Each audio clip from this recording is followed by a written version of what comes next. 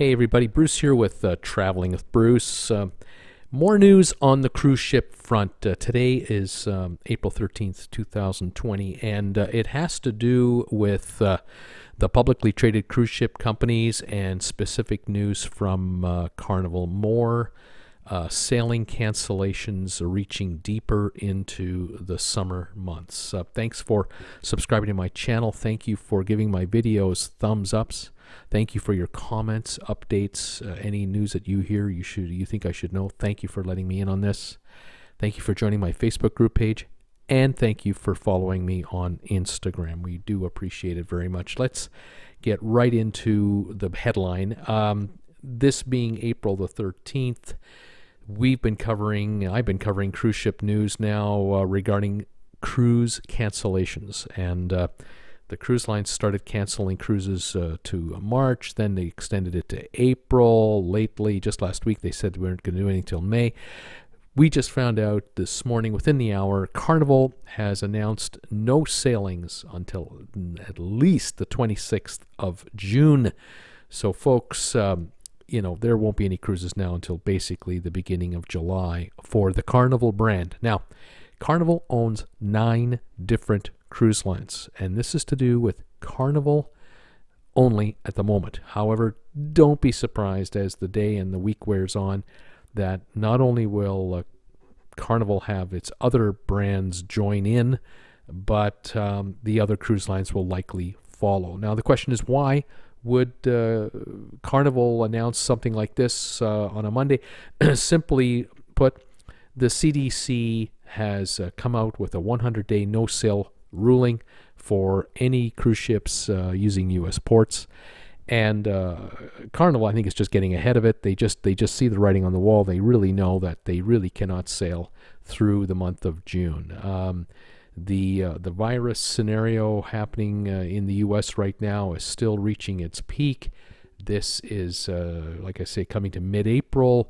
The experts are figuring at least another month of most U.S. states running at their highest level, and that takes us into the middle of May. Then we have to get through it.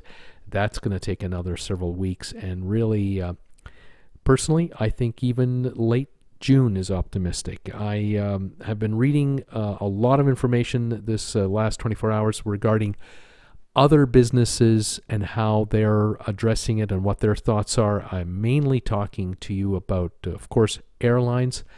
If the airlines are not flying, there won't be any cruises anywhere. If the airlines are on a partial schedule, even then, it might not work out for cruise lines. Hotel chains are at 80 to 85% vacancy right now. Many have literally shut down at the moment to lay off their staff and cut costs, because running a hotel with 5 or 10% occupancy means you're losing even more money. So without hotel chains up and running, no cruising. Other news and other businesses I'm watching closely for the cruise side of things that'll tell us whether or not they'll be cruising would be outfits like Walt Disney Company.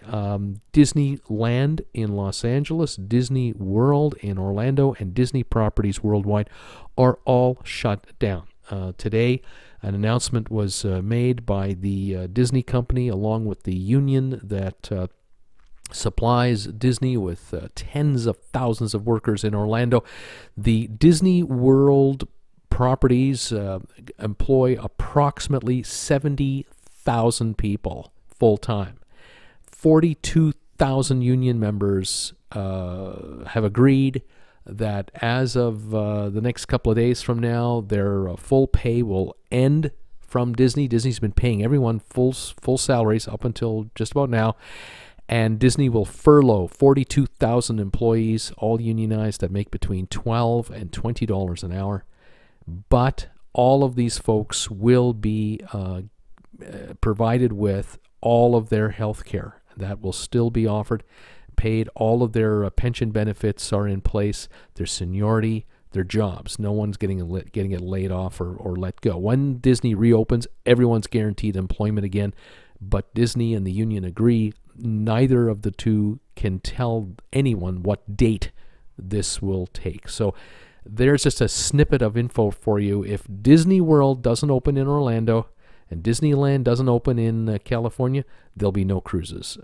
Cruises are going to be probably at the back of the bus for coming back to normal, whereas land-based attractions might be slightly ahead, but it all comes back down to how do you get there and how do you get back. You've got to be able to rent a car. You've got to be able to stay in a hotel. You have to be able to get into these attractions. Airports have to be up and running. Countries have to allow passport holders to freely travel in and out of their countries. We are so far away from that normalcy that the end of June might be terribly optimistic. I know there are a lot of you who follow me who are cruise addicts like I am, and we figure, hey, if we could drive to the cruise ship, what's wrong with that? We just drive to the port, park our car, get on the ship, go for a cruise, and then when our cruise is done, we drive home. Yep, that works, but if you have interstate restrictions or you have lockdown scenarios in various counties and cities and towns that differ from others without a blanket policy, you're playing checkers, and cruise lines are not going to play the game of, oh yeah, well, people from Fort Lauderdale can take a cruise, but people who come in here from Orlando can't, or those who want to come down from Atlanta by vehicle, they can't come in here because you've crossed a state line. You have to be on a 14-day quarantine before you can do anything, or vice versa. When you go back to Atlanta or Charlotte or wherever you've come from, you now have to be under a 14-day quarantine. This is not going to work, and cruise lines are not going to be able to offer cruises and have reliability of service. Keep in mind one other thing, folks. Just because the cruise line says, yeah, we're back in business, say, July 3rd, that sounds great. But how many people have canceled their cruise already for that date, are going to want to postpone that? And can the cruise lines at the last minute sell enough cabins to fill that ship up? If these ships in July and August have only got 40 to 60% occupancy because people are nervous and not sure, these cruise lines are going to run at a loss, and this is something the cruise lines are going to take a long, hard look at. They're going to want to have some lead time to really be able to promote the fact that we are on a hard opening for sure for this cruise line at this date. They're going to want to be able to talk about that, and that'll give certainty to the travel agents, to the passengers, and to all the other businesses that depend and rely on the cruise line for livelihood and income. One more thing I'll mention is the share prices of the cruise lines. Another bad day today on the stock market for the cruise shares. Between Royal Caribbean, Norwegian, Carnival, they're all down today, Monday, the 13th of April. Since Friday, Royal Caribbean's shares are off almost 20% in value. Norwegian off over 13%, and Carnival in that 15% neighborhood from the highs of Friday to the trading range today, Monday. Again, this is reflective of the fact that investors are buying into the fact that it is entirely likely that there's just no way the cruise lines can be operational, even partially operational, by May or June. It could well be into July. And how many of the ships will be utilized is going to be the big question going forward. Will a third of all the cruise ships be running in July, and maybe 2/3 by August, and all of them running back in September?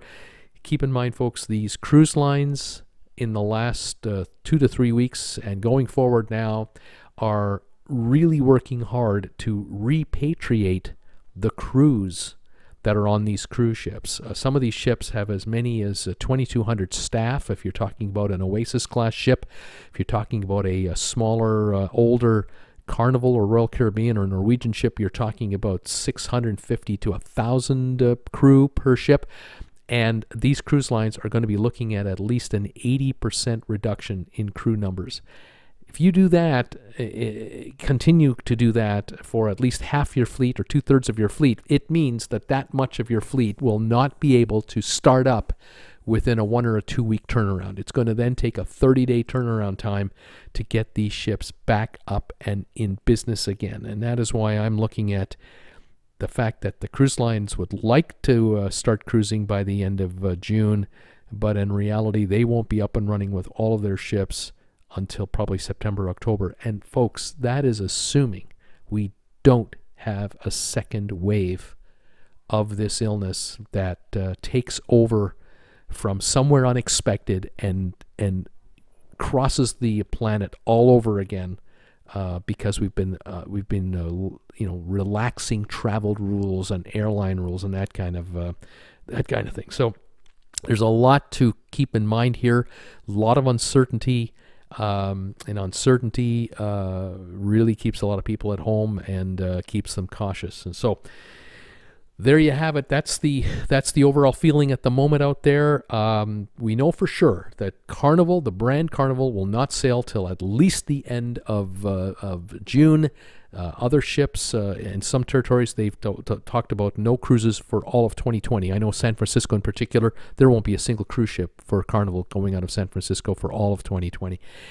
Certain ships that were going into dry dock are not going into dry dock.